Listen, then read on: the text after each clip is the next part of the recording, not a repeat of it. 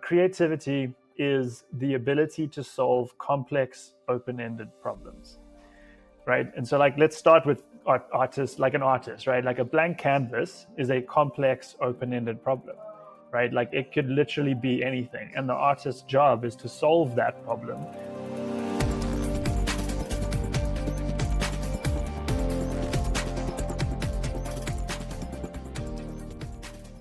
I'm lucky enough that I get to work with a wide variety of companies. Some of them are building software for helicopters, others are building space habitats. But the one thing they all have in common is that they are trying to solve really big and complicated problems. Our guest today is Andrew Barry, the founder and CEO of Curious Lion, a high potential talent studio developing top 10% talent. He is also the host of the Learning Culture podcast and an insatiably curious person himself. So that is going to be the focus of our discussion today: curiosity. In today's episode, you can expect to learn a really practical definition of what curiosity is and why it is essential for solving big, complicated problems, how an organizational culture can get in the way of curiosity, and what you can do as a manager to encourage creativity on your own team. Before we get into the discussion, I do want to remind you that if this is your first time listening to the show, make sure you subscribe so you never miss a future episode. And if you happen to be a person who is responsible for developing leaders in your organization, then I would love to talk to you. Please reach out to me at matt@bettereverydaystudios.com so we can see what we can do to build better leaders in your company. With that, let's get into the discussion with Andrew Barry. Andrew, welcome to the Leadership Launchpad. How are you doing today? Oh, Matt, I'm so good, man. I have been really looking forward to this conversation. I have been too. We got to meet in person for the first time at the Transform conference recently. I thought we had an Yeah, excellent conversation, and then I've seen yeah. you posting. You talk about a lot of stuff, but one of the things you've been posting a lot about recently is creativity. Mm, And I think I was just really excited to get into this mm, discussion with you because I work in a space. I work with a lot of engineers, right? mm, And I think a lot of times when you think of the word creativity, you maybe don't think of it in an engineering sense, but it has a lot of applicability. For mhm. you, when you talk about creativity, what do you mean by that word? Yeah. Yeah, I think this is such an important topic. And I realize the importance of it in my own business. Like, first and foremost, trying to find ways to express my creativity, and then realizing that it's not just artistic or musical or whatever, like you say. My life as an entrepreneur is creative, right? And so I went down this rabbit hole. Like, what is creativity actually? What are we talking Yeah, about here? yeah, And I've been influenced by two people I want to specifically call out. One is I don't know, I'm kind of butcher saying this, but Mihaly Csikszentmihalyi. He yes, wrote Flow, right? He did all that yes, research in Flow. He's also got this another amazing research-based book called Creativity, and he interviewed like 90 highly creative individuals across domains and synthesized sort of what makes them creative. And the other person is Angus Fletcher, who is a professor at Ohio State University in their project narrative team, and a friend of mine as well. And I've got to know him really well, and he has a really interesting take on it. And I'll start with him to answer your question. I think excellent. this is the best framing I've ever heard for it. Creativity is the ability to solve complex, open-ended problems, right? And so, like, let's start with artists, like an artist, right? Like a blank canvas is a complex, open-ended problem, right? Like it could literally be anything, and the artist's job is to solve that problem, to realize some kind of vision that they have, right, that they want to capture on canvas. And so it applies in those kind of settings, but then it's also way broader than that, right? And when you think about, like, again, go back to like running a business, this, like that's literally what we do every day, is solve Yeah, complex open-ended problems. And it's worth defining that as well, right? A complex open-ended problem is something that doesn't have a clear right answer, right? You get very straightforward routine answers, and that's a known, it's got known inputs, known outputs, like there's a way to solve it. But complex open-ended problems, those are the really tough, big, hairy ones that we grapple with all the time. yeah. And it's the ability to solve those. And I think that's ultimately, to me, what creativity is. Have you ever heard of the concept of kind versus wicked learning environments? Yeah, yeah. I think that's very related, right? Yeah, that was the first thing that came to my mind, Yeah. and is this idea of the for anybody who hasn't heard of it, a kind learning environment is something where the rules are well defined. There's lots of Yes. repeatability. So any kind of a basketball game, any kind of sport is Yep. generally a kind learning environment. Where a wicked learning environment, there's not a lot of repeatability. There's not a lot of known or written rules, and so something like leadership is a Mhm. wicked learning environment in that Yes. you're dealing with so many people, there's so many variables, it's really hard to create those situations to learn something quickly. And so Yeah. kind of relating this back to creativity, it sounds like a similar thing where there's I can almost imagine a world where there's certain processes that are best for places where everything's kind of known Yeah. versus where there's much more unknown. Is that what you generally see when you're Yeah. working with businesses? Totally. And I'm gonna find this thing now. I've been playing around with this idea because I think it's I think the nature of the problem that we're working on is really important, right? And so if Mm, you have these open-ended problems, you have these closed-ended. So that's if you imagine a 2 by 2 matrix, right? So you've got open-ended and closed-ended, and then on the other side you've got reactive and proactive. mm, Okay, so on the close-ended side, like this is like these are the routine things, right? And the reactive, it's like something happens, follow the instructions, fix it. Okay, like yeah, that. On the proactive side for close-ended, it's like keeping the lights on stuff, right? Like maintenance type things. yeah, Okay, so those are like known things. Pretty like entry level managers get given those kind of things, get them done. And I think if you want to bring AI into the conversation, those are the first things that AI will be given and already are being given. When you go to the open-ended side and you look at this like reactive proactive thing, you've got your reactive problem in the open-ended is like Houston, we have a problem, right? Like yeah. a big PR deal. crisis, like, Exactly. yeah, Yeah, yeah, like someone's like some a top performer's leaving, and like there's human dynamics involved. And then on the proactive side of that is like opportunities, right? These are like we want to break new ground, innovate, and I think that's a mm, lot about we're going to talk about. And I think, and that's where, if you're a manager or a leader out there, like those are the kind of problems you want to get good at solving because of what we've just said. It's like it's a wicked problem. yeah, Chess is a good example of this. AI is really good at chess because chess is a closed yes, system. yes, Defined rules, like defined moves, all of that kind of stuff. And so don't worry about being good at kind environments and kind yes, systems because AI yeah, is going to do that for you, right? yes, Creativity is going to help you in wicked environments. yeah. It makes sense how. So one of the things that I kind of sent you over in the prep for this call is, relating kind of to the world that I've always lived in of aerospace.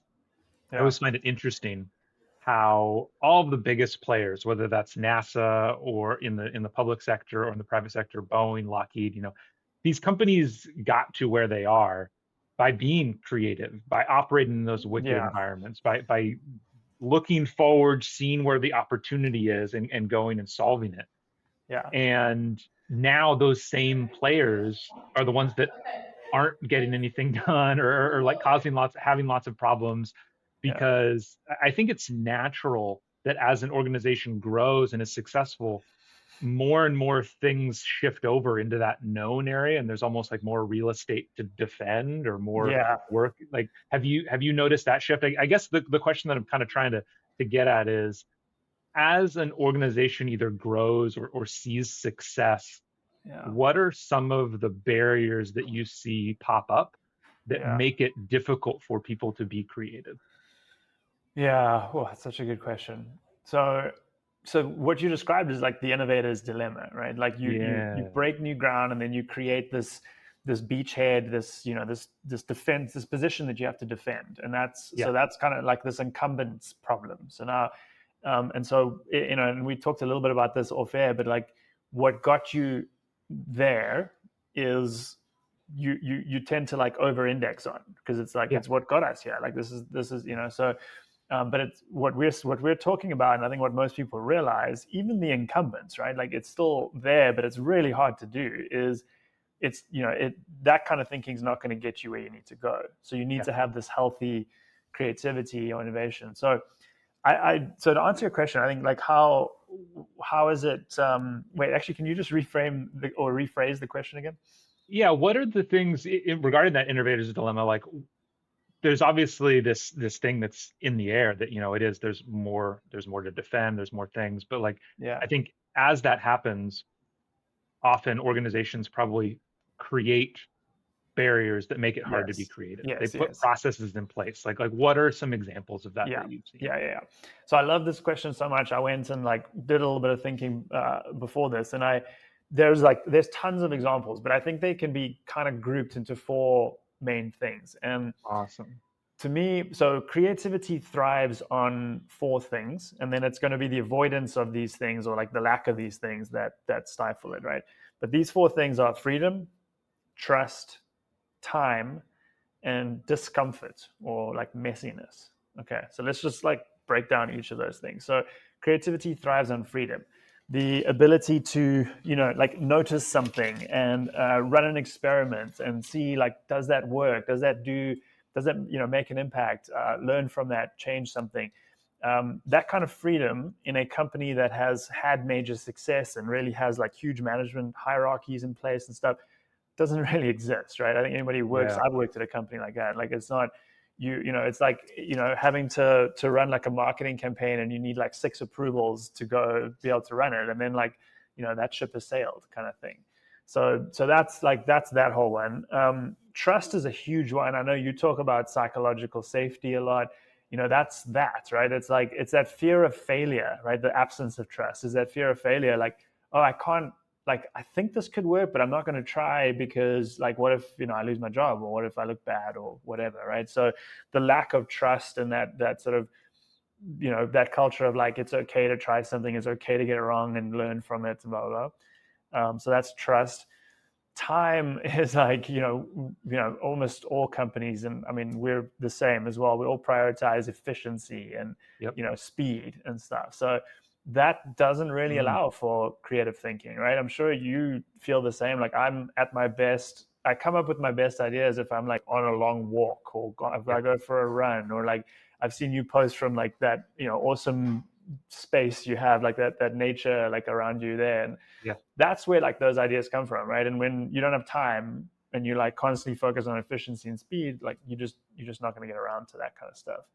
Yeah. And then the last one was discomfort and messiness, and I think this is also one of the common misnomers of creativity. Is when we see a creative piece of work, a new album comes out, or an NFT drops, or whatever, like people look at it and go, oh wow, that's so creative, like that's amazing. But what they don't see are the thousand iterations that happen Yeah. before that, right? Creativity is a really messy process. And Csikszentmihalyi it shows this in his book when he interviews these 90 people. Like none of them, they don't, ideas don't come out fully baked. Like they come out like kind of ugly ducklings, and then you test them and validate them with other people and in the real world, and then you shape them and iterate them, and then eventually that album gets recorded and cut and perfectly packaged. And and so yeah, if you don't have the freedom, if you don't have the trust from the people around you, if you don't have the time, and you don't want to go through the messiness, you're not going to be creative. Yeah. I don't know if I've ever mentioned it to you. I talk about him a lot. Have you ever listened to anything by Mark Randolph? He was the first CEO of Netflix. Yeah, I'm not super familiar though. Yeah, he's. I'm really happy that he stumbled upon my feed a couple years ago because I had never even know because he kind of moved out of any kind of leadership role at Netflix very early on before Netflix kind of got on anybody's radar. But one of the things that he talks about a lot when when we're trying to do brainstorming or something creative, often what'll happen is people will use the phrase, "There's no such thing as a bad idea," and they just like let's share it all. Yeah, And Mark flips that and he says like, "No, every idea is a bad idea. Like bingo. they're all bad. The Yeah, question is, why are they bad? What makes them bad? yeah, How do we change it to make it good?" And it is that yeah, it's that iterative creative cycle yeah, that allows a bad idea to become a good idea. And I know Yeah. for me personally, it's one of the, it's actually in like the instructional design part of my role when I'm working with organizations to, Mm, make courses or something, or make something better. I find that one of the largest stumbling blocks is getting that original source material to iterate mm, off of, because often the subject matter expert or the client, or whoever, whatever role they're in, they want to spend a bunch of time making that like presentable before they will mm. give it to me. And I Yeah. have to push them of just kind of like, no, no, no, we're starting, like, this is the beginning. Yeah. I want it to look bad. You don't need, Yeah. that's how Yeah. we get started. Yeah. That's a barrier right there. That, like, that's what, that perfection over progress, right? Like, Yeah. like, just get it out there, get reactions, get feedback, and keep improving. Yeah. Yeah. And I think, thinking back to kind of the four pillars you just shared, it's that trust piece. I was actually on a call with a company, that with the engineering team of a company, that were, the call started as they wanted kind of a presentation or some training on communication skills and Hmm. presentation skills. And Hmm. as the conversation went along, the key thing that they were talking about really was the problem, was that these new engineers that they were hiring would spend too long kind of heads down working on something without asking for input. They would get to the very end of some kind of development cycle and then go to present it. And there were just kind of like key assumptions that they got wrong, or some kind of question that they didn't ask. And really what we Hmm. came back to was there's a lack of trust and kind of an environment where Yeah. these new engineers feel comfortable getting feedback and opinions from the more seasoned people early on. And I think Yeah. it fits right in with this creative piece that you're talking, the creativity piece, and these Yeah. pillars of, as new employees, they don't have that psychological safety. They don't feel Yeah. like they can ask these questions early on. And so Yeah. it's, they're, I guess, being creative, and they're being kind of messy, but they're kind of trying to bring order to it too early without all the Yeah. information that they need. Yeah. Yeah. I love that, and I've got a story, if you want, if it's okay, Yeah. of where, from a client of ours, that sort of showed trust. So, like, this is for that was a great example of like what a lack of trust looks like and some of the symptoms. And I think a lot of that's like, it's risky. It's risky to Hmm. trust someone. And so this client of ours, like, this was amazing. Like, it's probably our most successful program right now. It's an emerging leader program for kind of senior experienced ICs, and we started it last fall with a pilot. We talked to, and so and it's meant to be for all of their ICs eventually, but they kind of put together a list of like 20, 25 of their like highest potential Yep. as the pilot audience, right? So we're going to Yep. test it out with them. So we spoke to a section of those people. We indexed like kind of what their problems were, and we built the program based on that. We ran the first session and we got this horrendously low NPS. Like, we just completely missed the mark. And people Yep. were like, what is this? It's not relevant to me. Like, Yep. um, I mean, I was like just devastated. Like, I hadn't like felt that level of like Yeah. failure in a long time, right? Yeah. But this client, it's a company called Fair, and Katie's like very vocal about this. She was amazing. She was like, okay, look, first and foremost, like, you guys have to turn this around by the third module, right? Like, Yeah. no, there's no ifs or buts. Like, we're not renewing unless you do.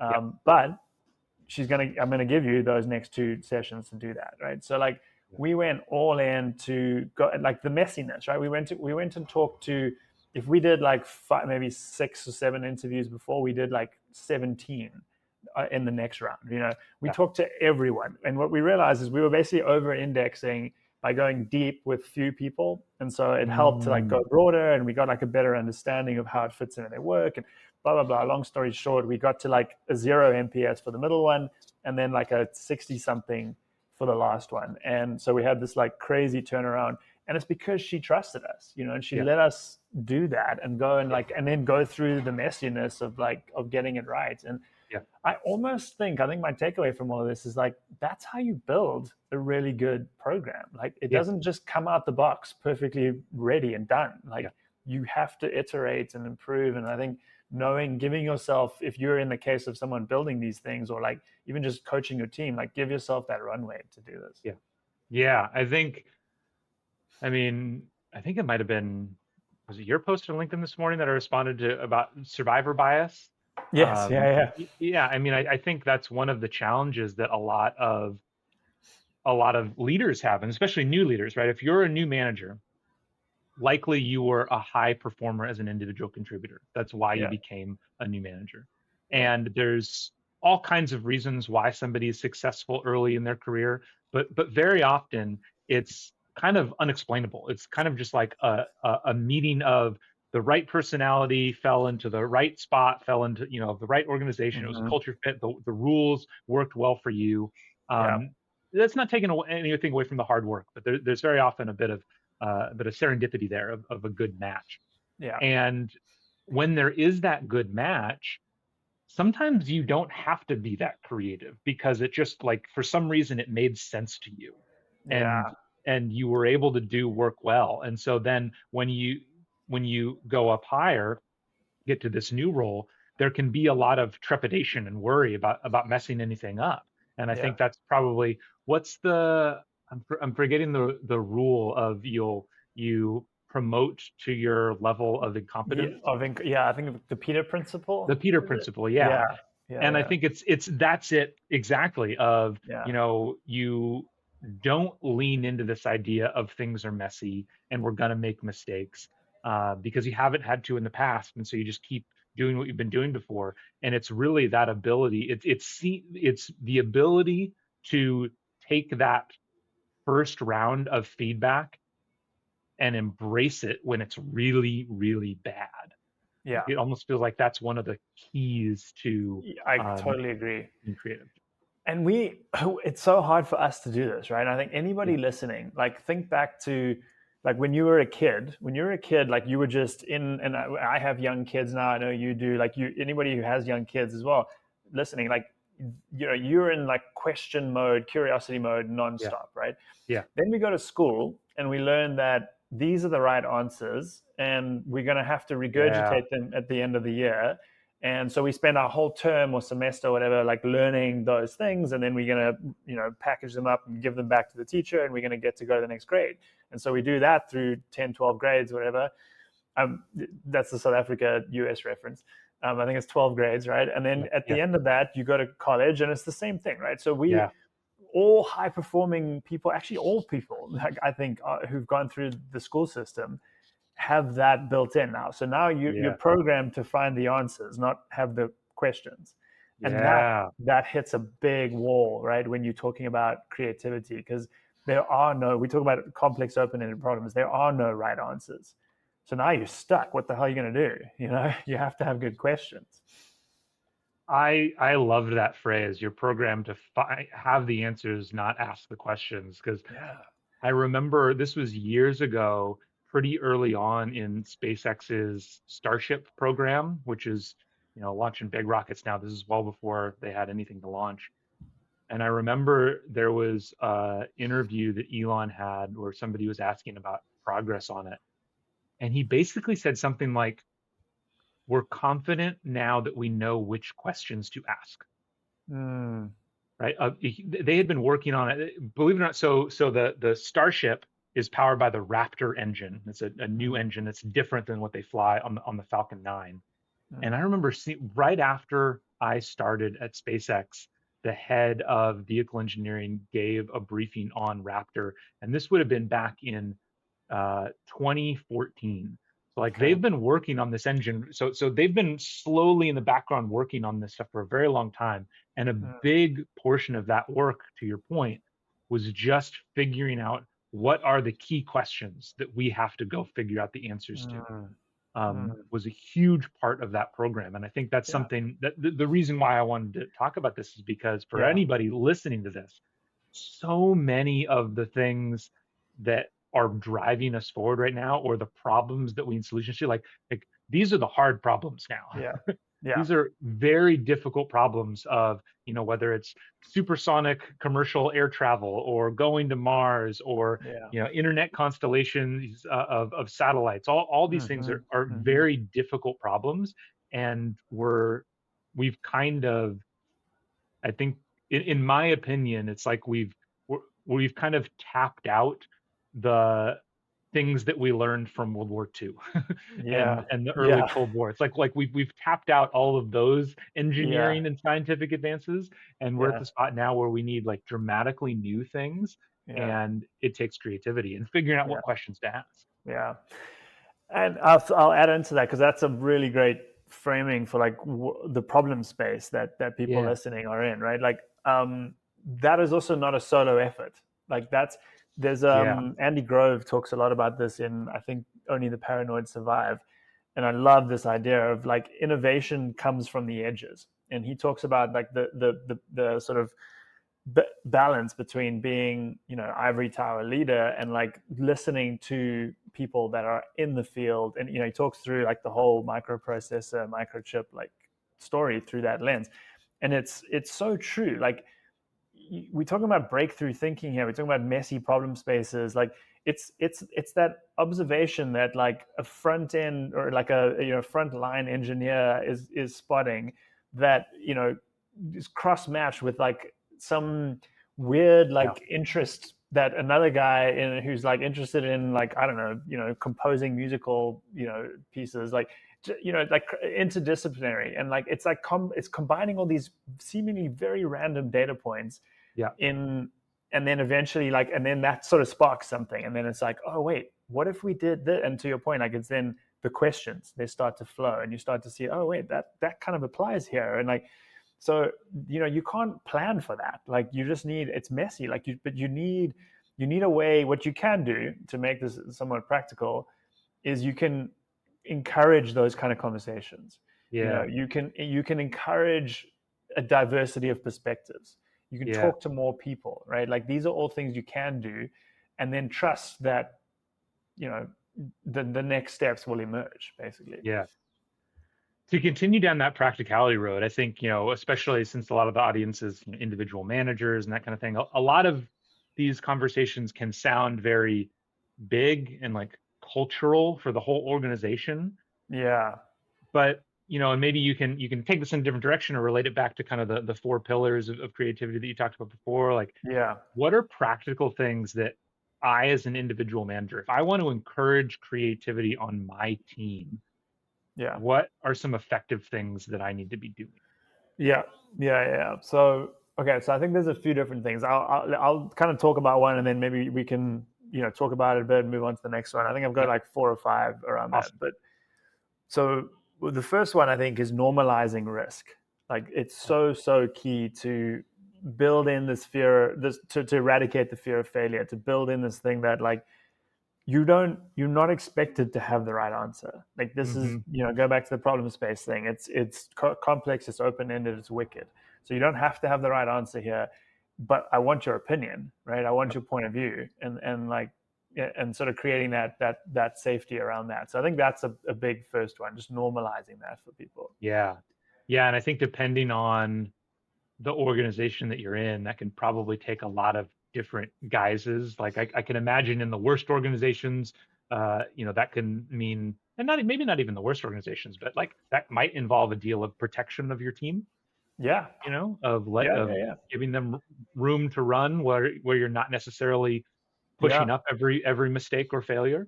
Yep, Uh, and exactly. and Yeah. then I can also imagine that it's a bit of humility and kind of airing your own dirty laundry as the manager. I think that's a great point. Like that role modeling that yourself. You don't normalize it unless you normalize it for yourself first. Yeah, I totally yeah, agree. Yeah. So that's a big one. I think another big one is separating critique, because like once the idea is out there, it does need to be critiqued, right? But separating the critique the from the idea from the person, right? So like mm, it's not so like people can feel safe that they're putting this idea out there. I talk a lot about how, I mean, I don't actually talk a lot about this. I think a lot about this from my reading and stuff. Is like ideas don't, you don't like manufacture them. They like come yeah, through you in a way, yeah, right? Like I really do believe that they exist out there, and then we are like conduits for them, right? And like yeah, if you really are listening and paying attention, and the right circumstances line up, you will come up with something that I would have never considered, and that's awesome, right? But yeah, it's not a reflection of your identity or your personality. It's an idea, and it should be yeah, critiqued as an idea, not as you, yeah, right? So I think yeah. that's another big one. That is one, and I think that's actually one of the reasons why I often say that I think engineers in particular can be some of the best managers out there, because your average engineer, honestly, is really good at Uh, exactly that. I've seen people have just like heated, yelling at the top of their lungs discussions about some engineering decision, or some design thing that they're going to do, or some mistake that somebody made, and then they just go have lunch together, and it's totally fine yeah, because yeah. their brain is able to split of the eye. They may not have the best interpersonal skills normally, but like there is a difference between the person and the idea. Yeah, that's awesome. Yeah, well, that's a great culture to spread. And I think so. My third Yeah. one, and this is kind of building on that, is encouraging this cross functional problem solving. So Mm, if you do happen to manage a cross functional team, this is obviously easier. But if not, like bring in other functions and stuff. But if you've got that engineering mindset, like let's get that to rub off on others, right? So yeah.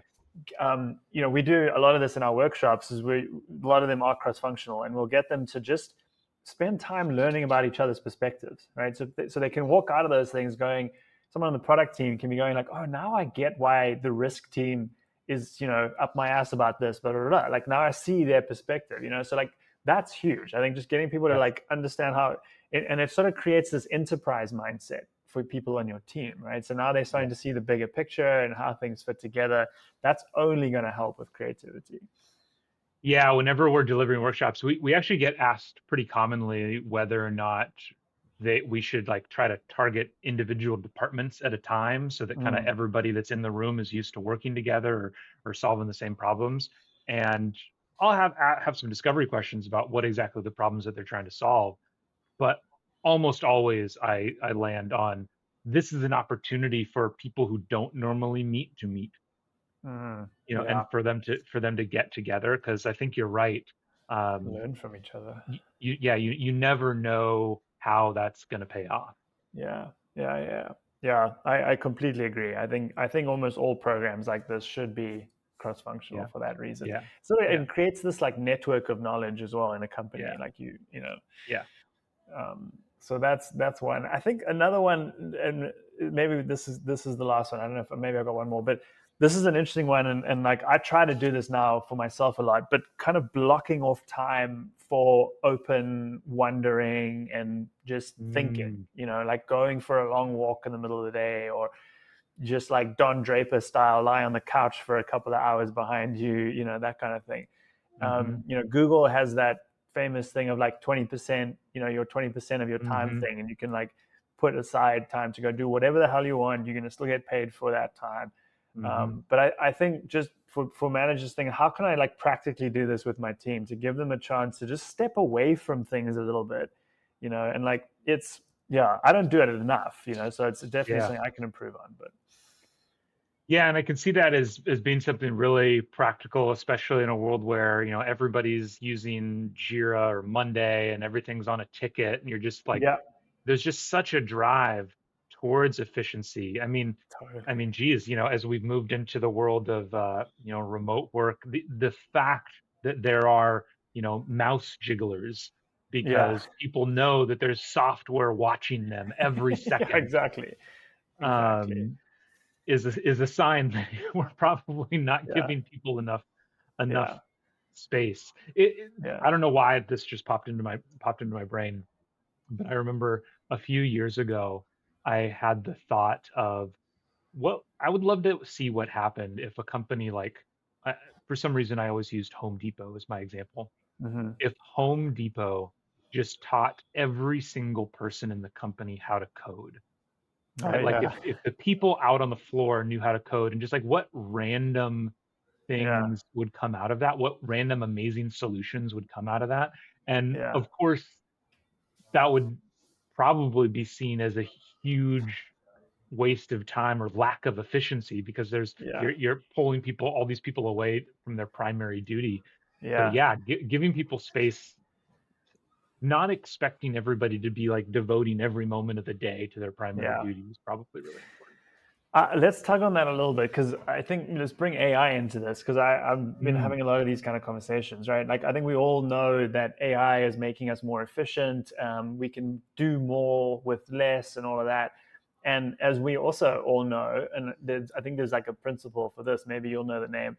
If we have more time, we fill it with more work, right? Like yeah, 100%. we don't like keep that time aside. Yeah. And so I wonder if the mindset shift here is to like bring AI on, right, to like go in and carve out more of that time for yourself, but then use it for big picture thinking, for Mhm. creativity, for innovation, you know. Absolutely. And I think because though I think you're 100% right in that AI either is or will be making us more efficient, but so much of that relies on, something as simple as taking the time to actually craft a good prompt, Mm-hmm. Exactly. and Yeah, being create that's because that's creative, right? that And is it's creative. Yeah. and there's I was listening to, I think, Ezra Klein talk about doing research for his books Mm-hmm. and how he still prints everything off and reads it together himself. And though he could just go to ChatGPT and ask, like, give me a summary of this paper, there's Mm. something about the time spent reading it and the connections Yeah. in the brain, because though the AI can do a really great job of saying, here's a summary of what you want to know, Yeah. it can't say, oh, by the way, like, I see where you're going with this and you're going down the wrong path. Yeah. Like, Yeah. it's not gonna do that. It's not going to do that. And you're Yeah. going to miss, like, I think the AI summaries are great and everything, but they are like a label for Yes. the Yeah. real like meaning behind Yep. something. And Yeah. so, yes, it's a good way to like orientate yourself to the whole concept or whatever you're investigating. But like, there's no substitute for actually reading the source material, like we were talking about earlier. Yeah. Like, go to the source, like, figure out like what are the people saying, what's the story behind this stuff, because that's where the meaning is, you know. And so Yeah. again, to make this practical, it's like it's kind of what I was saying earlier, like talk to more people, get more perspectives on board, you know, like there's no substitute for doing that. Yeah. So kind of, especially, kind of summarizing this for the individual manager, like, it sounds like the biggest things are, making sure you're setting this standard that this is okay. Yeah. You're making the space, you're normalizing the fact that we're going to be iterative, it's going to be messy, that's okay. And so you're kind of reserving judgment there.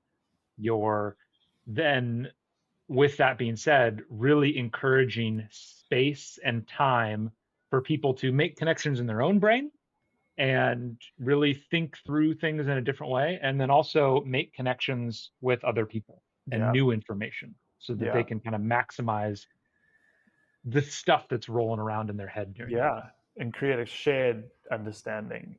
Yeah. Yeah.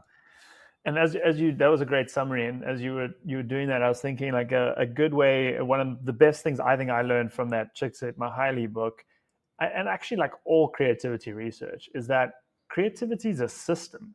It's not like a trait. You know, no one's like born Yeah. creative. Or actually, a better way to Yeah. say it is we're all born creative, right? And creativity is a system, and it's a system of finding the right questions to ask. You know, asking those questions, coming up with a hypothesis for a solution because there's no right solution yet. It's just an hypothesis, and then testing it, Yep. right? And then getting feedback and testing, and then eventually you get to a right one that fits that problem that you're solving. But that's problem solving as well. That's why I say like Yeah. creativity is the ability to solve complex open-ended problems, right? Yep. Yep. Awesome. Yeah, I think that's it's really practical it's really important to think of it that way, because I think we don't Yeah, often think of it that way, but it really is true. This has been a yeah, great discussion, Andrew. Tell me, as we close out here, tell me a little bit yeah. more about the work you're doing at Curious Lion and how people can find you. Yeah, I really enjoyed this, Matt. Thanks for suggesting this as a topic, and I'm glad that you're working on it as well with your clients.